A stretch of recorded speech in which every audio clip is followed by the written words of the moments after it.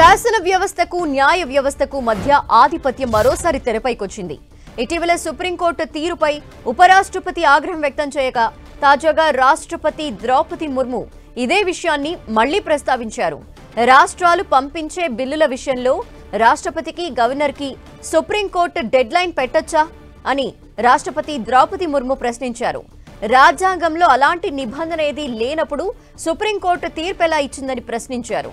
శాసనసభలు 1కి 2 సార్లు ఆమోదించిన బిల్లుల్ని గవర్నర్లు ఆమోదం తెలపకుండా కాలయాపన చేయటం, రాష్ట్రపతి పరిశీలనలో ఉన్న బిల్లులు తీవ్ర జాప్యానికి గురి కావటంపై దాఖలైన పిటిషన్పై సుప్రీంకోర్టు ఇటీవల సంచలన నిర్ణయాన్ని తీసుకుంది.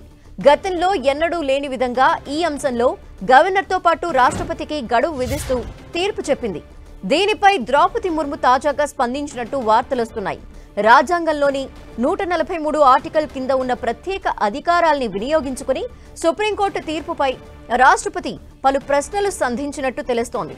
ఈ ప్రశ్నలపై సుప్రీంకోర్టు అభిప్రాయాలని తెలియజేయాలని కోరినట్టు సమాచారం.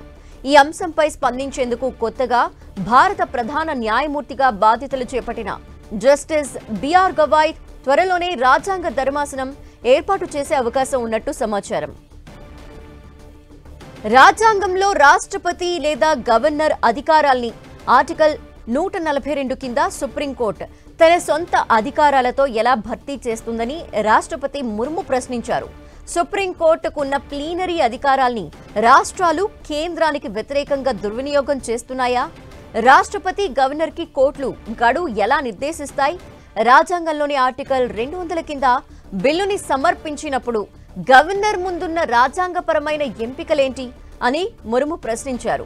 ఆర్టికల్ 201 కింద రాష్ట్రపతి, ఆర్టికల్ 200 కింద గవర్నర్ రాజ్యాంగ విచక్షణాధికారం ఉపయోగించకూడదా? ఉపయోగించడం న్యాయబద్ధమేనా అంటూ ముర్ము ప్రశ్నల వర్షాన్ని కురిపించారు.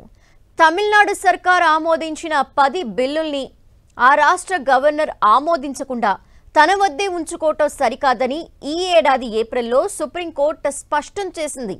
దీనికి సంబంధించి 415 పేజీల తీర్పు వెలువరించింది. రాష్ట్రాలు పంపే బిల్లుల్ని రాష్ట్రపతి లేదా గవర్నర్ గరిష్టంగా 3 నెలల్లోగా ఆమోదించడమో తిప్పి పంపించడమో చేయాలని నిర్దేశించింది. బిల్లులను రాష్ట్ర ప్రభుత్వానికి వెనక్కి పంపిస్తున్నట్లయితే అందుగల కారణాలని జత చేయాలని తెలిపింది.